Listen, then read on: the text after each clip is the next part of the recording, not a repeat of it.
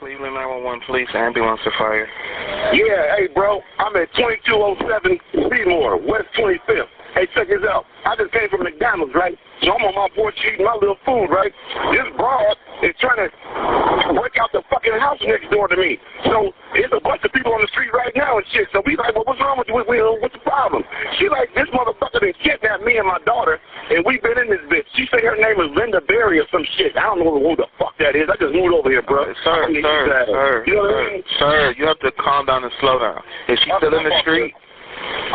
Seymour Avenue. Is she still in the street, or where did she go? Yeah, I'm looking at her. She right now. She calling y'all. She on another phone. Is she black, white, or Hispanic? She white, but the baby look Hispanic. Okay, what is she wearing? White tank top, light blue sweatpants. Like a wife beater. Do you know the address next door that she said she was in? Yeah, 2207. I'm looking at it. Okay, I thought that was your address. So that house. No, I'm smarter than that, bro. I'm telling you where the crime was. Okay, look, sir, we can't talk at the same time. Do you want to leave your name and number? Or your name Charles Ramsey, R-A-M-S-E-Y. What's the phone number? Are the people she said that did this, do you know if they're still in the house? I don't have a fucking clue, bro. I just said I came from McDonald's. Can you ask her if she needs an ambulance? Yeah, ambulance? Or what?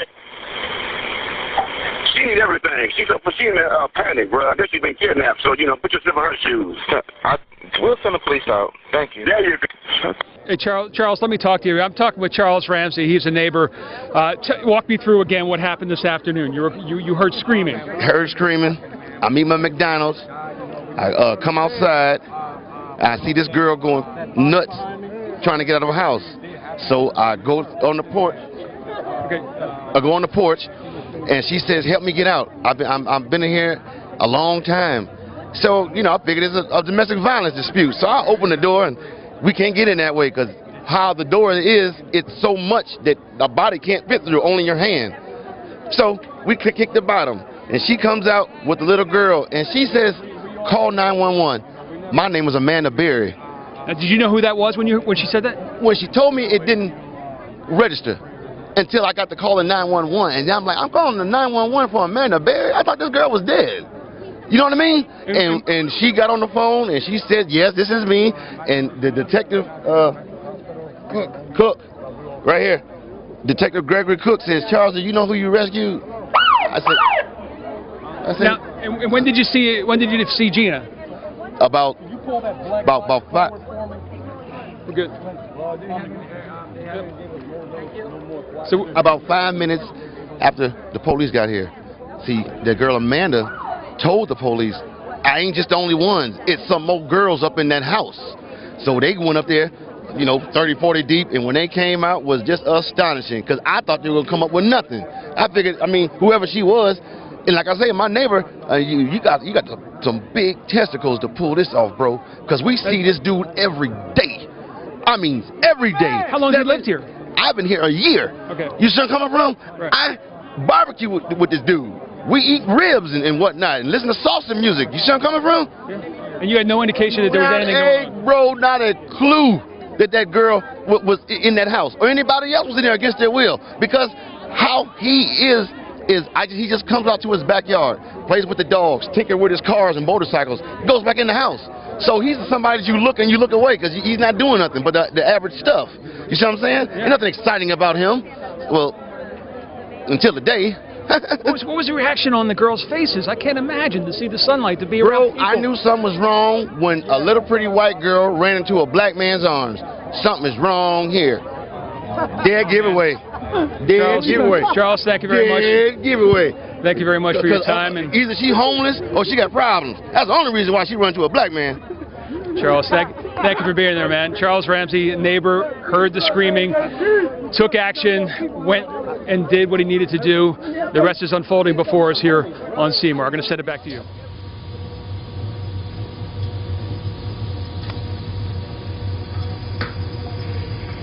Kevin, it's all yours. And there you go.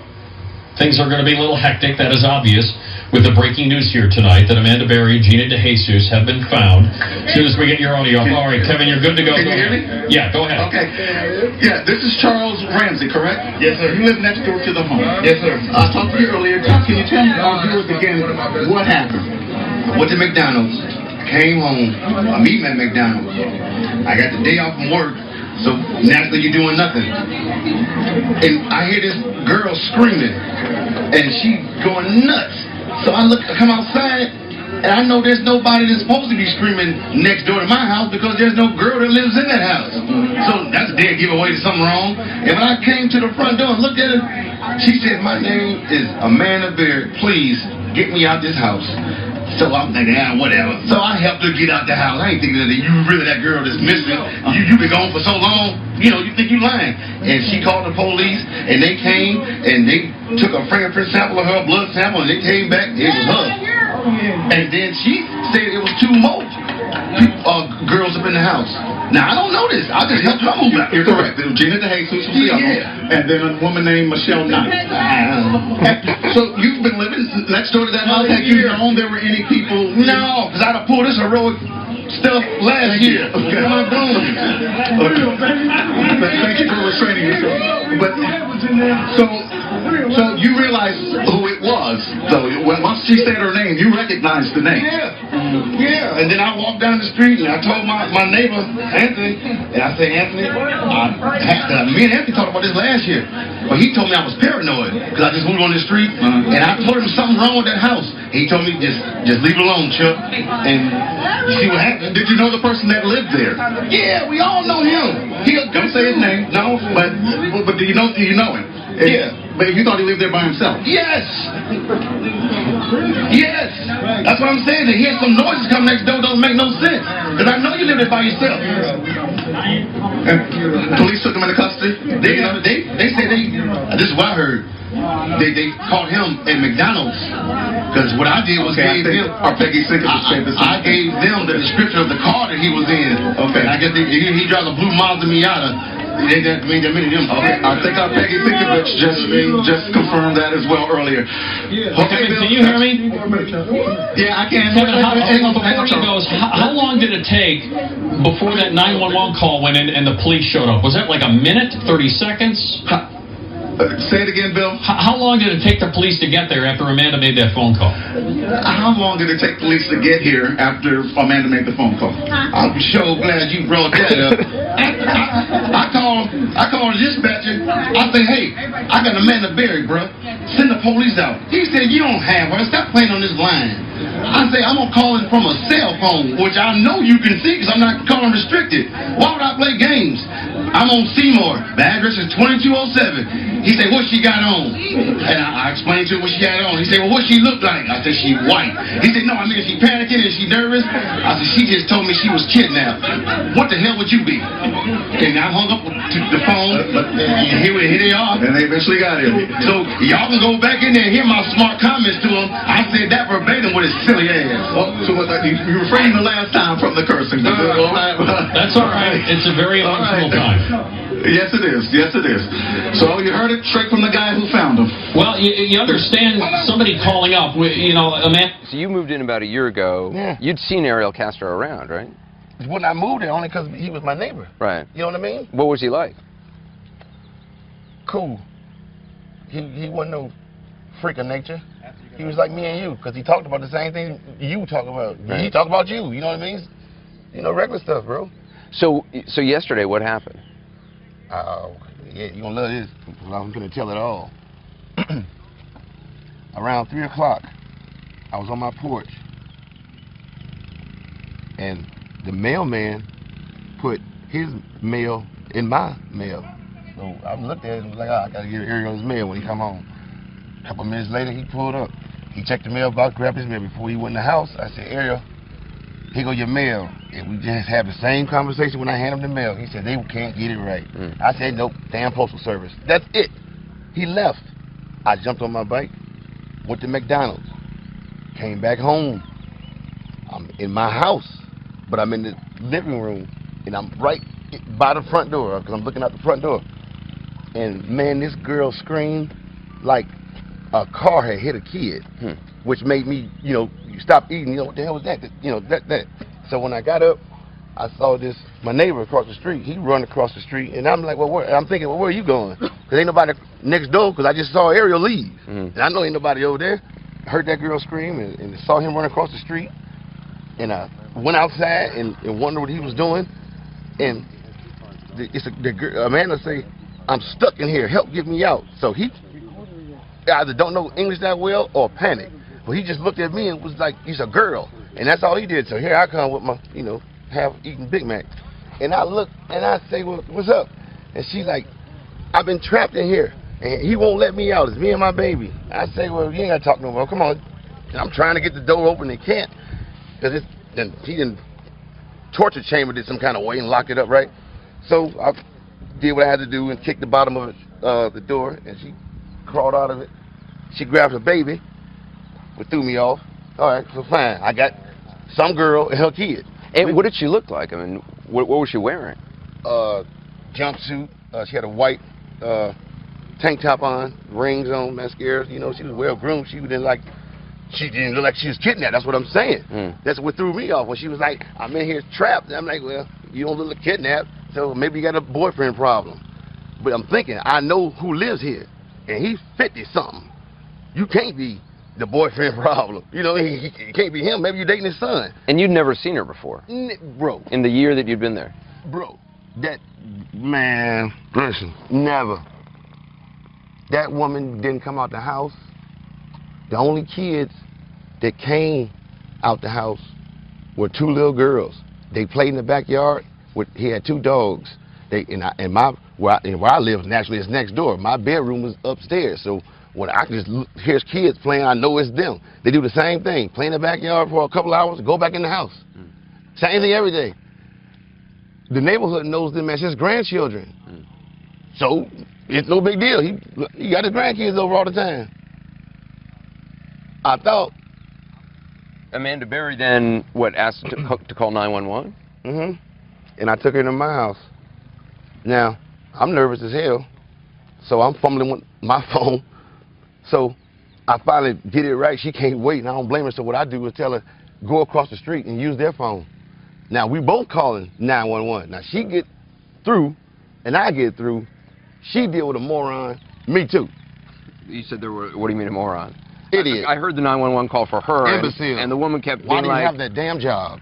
The woman was like, oh, hang up and wait for the police. Really? How about stay on and I'll talk to me till they get there? Right. So you called 911. How quickly did the police get there? You know why they got there so fast? Because I said moron. Because I said, hey, Amanda Berry is right in front of me right now. He's like, what she got on? And I told him, white tank top, blue sweatpants, nice tennis shoes, nice, ponytail. What else? Oh, right. She panicking, idiot. Put yourself in her shoes. I just said it. Amanda Berry, that don't ring no damn bells, you being a cop and all. But when you first saw her and she said the name Amanda Berry, it didn't know. Because I forgot. Bro, this is Cleveland. Since they haven't found that girl, right, and I guess stopped looking for that girl, we figured that girl met her demise. Right. So Berry didn't register with me until I was on the phone like, wait a minute, I thought this girl was dead. What does it feel like to have been living next to this for a year? See, that's why now I'm having trouble sleep. See, up until yesterday, the only thing that kept me from losing sleep was the lack of money. See what I'm saying? Mm-hmm. So now that that's going on, and I could have done this last year, not this hero stuff, just do the right thing. Do you feel like a hero? No. A lot of people No, bro. I'm a Christian and American. I'm just like you. We bleed same blood, put our pants on the same way. It's just that you got to put that being a coward and I don't want to get nobody's business. You got to put that away for a minute. Because you know how it is. There's a lot of people that turn the other way and have some cojones. Keep walking down the street. That's all it's about. It's about cojones on this planet. Has the FBI said anything about a reward or anything? Because there was a reward for finding her and stuff. I tell you what you do, give it to them. Because if folks been following this case since last night, and you've been following me since the last night, you know I got a job anyway. Just wouldn't pick it up. Paychecks. What that address say? That sad? I don't have my glasses. I'm blind. 2203 Seymour. Where was them girls living? Right next door to this paycheck. So yeah, take that reward and give it to that little girl came out the house and she was crying. And I'm looking at her right now. I'm like, well, your mama trying to help you, girl. Shut up. I don't know, right? And she say, I want my daddy. And I said, well, who's her daddy? She said, Ariel. She said that? Yeah. I said, well, how's that possible? Because you wouldn't, if you got kidnapped, oh, he was having sex with you? Oh, Jesus Christ. That little girl is his. Now we want to hurt you. You felt that? Bro, this would be a different interview. I told you that. If we had known that, man, I'd be facing triple life. Wow. I'm glad it turned out this way. The hero of this story, right, and that is the neighbor of one of the suspects. Charles Ramsey is the hero. He's seen as a hero around the world. He is the person who rescued Amanda Berry yesterday. The man, you've been seeing him on TV for the last 12 hours. Charles, gotten any sleep in the last, I don't know, a couple hours, you told us? Man, yeah, about two. About two, just because you want to go to sleep because in your heart you know you've done a good deed. But since those kids were next door to me, it's hard to sleep. Sure. You've told this story a million times. I'm going to start it. By now the world knows you were coming back from McDonald's. You were eating your Big Mac. And you heard screams. What'd you do at that point? This girl, her scream was so loud, children stopped playing. That's what made me look outside. That's how loud her scream was. So you figured a tree fell on her or something. And I went outside and I looked, and she was just kicking the door, and I look and I know there's no woman that's supposed to my knowledge, that lives next door. And like I said on the interview last night, I said, well, that ain't right. That's a white girl. There's no white family that lives here. So maybe it was his girlfriend. So I did what I had to do. She said, help me out. I want to get out of here. So that's why I said I thought it was a domestic dispute. And keep in mind, I know Ariel. I didn't know Ariel had a girlfriend. That's why I couldn't understand how you got in the house in the first place. Wouldn't he bring you here? You know what I mean? So I opened the door, naturally, as you can see on the news, and it wouldn't, bro. He had a lock on there, and you couldn't open that. And the police had to, when they got there, they finally, got it ajar. And Amanda says, it's two more girls up there. And I looked at her, and I looked at the cop that was in the middle of the street, and he said, it's what? And she said, yeah, I'm not the only one. And they went up there, and about, 15, 20 seconds, they were coming out with Gina and that other girl. And I said, oh, my God. Charles, you've done so much, and we are all grateful for the fact that you were there then and that you were able to help them. As you go through this, a lot of people were wondering how the community didn't know. Were the windows boarded up? Had you not heard anything in that house? All I would hear was salsa music. That's all he played, naturally. One day, I was playing my music. Obviously, too loud. He came to my house and told me, turn my music down because I'm disturbing him. At this time, he was a bus driver. I understood that. He had to get up in the morning to go drive the bus. When that came about yesterday, it had nothing to do with you getting some sleep. That's why I was bothering you. And why I had to turn my music down. How can I be disturbing you? What are you doing in there? You weren't reading the Bible. I see, but you knew him. You told you had barbecues with him. You listened to songs. My next door neighbor, just like you lived there. Yeah. I would come out morning. If the mail is in the wrong place, I grab it and give it to you. Same thing. When you called police and told them about him, what did they say to you? He told me, he said, you got who? I said, I got Amanda Berry with me right now. Send the police. This dispatcher said, stop playing on this line. You don't got her. I said, well, send the police, moron, and arrest me if I'm lying. They didn't believe me. Now, since so many people have been calling him probably through the years and say, we got it, I understand that you was just a little apprehensive about that call. She called too. Now you got two people calling you 911 at the same time. Somebody can't be lying. How did Amanda look when you finally rescued her? She was trembling, happy that she saw someone else other than her captives. Yeah. But her main concern was that child. I didn't know what that baby was crying about. Did she come out with the child? Yes, and I was like, who's this kid? Yeah. And she said, well, this is his daughter. His daughter. And I'm like, well, how? If you were kidnapped, you weren't pregnant then, and then they do the math. Say, I'll be damned. Well, it's okay. That's all right. I want to point out the police have not yet confirmed that is, in fact, Ariel Castro's daughter, but you said, Charles, that's what you heard yesterday. That's what Amanda told me, That's what Amanda told you. Okay. I asked her, I said, why is this child crying for her daddy? Who's her daddy? And she said, Ariel. Let me ask you this. You touched on this earlier. Has it sunk in just how much attention you're getting? As Aaron was pointing out earlier, you're trending on Twitter. The world is talking about what you did. Your name is all over the place. It's hashtag Chuck Ramsey everywhere. Do you have any idea of the attention that you're getting around the world right now? I don't even want it, nor looking for it, bro. That's why when they keep saying I'm a hero, let me tell you something. I'm American, and I'm a human being. I'm just like you. I work for a living. There was a woman in distress. So why turn your back on that? My father would have whooped the hell out of me if he had found out that I was cowered out. See, you tough in these bars, but you won't. You beat a woman, but you won't help one out. You're a man, huh? No, I'm the definition of a man, bro. Were you ever concerned that Ariel would come back? Were you concerned at all? Yes, only because I was doing something that I had no business doing, which was prying his door open on his property.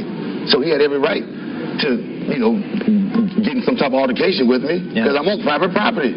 Even though I'm doing a good deed, you're still on my property. You understand what I'm saying? So I was thinking about him, but at the time, and I got, I wish you'd bring my squad with me. I got an entourage. We weren't worried about it anyway. That's why I told the police, if we had known about this, you would have never got that call.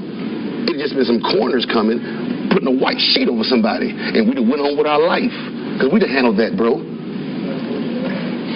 Another question that we've been wondering is whether the family or police ever went door to door in that neighborhood asking questions about, whether you had seen Amanda or Gina or any of the other missing girls. Honey, I've been living on this street for a year. I'm from the east side, Richmond Heights.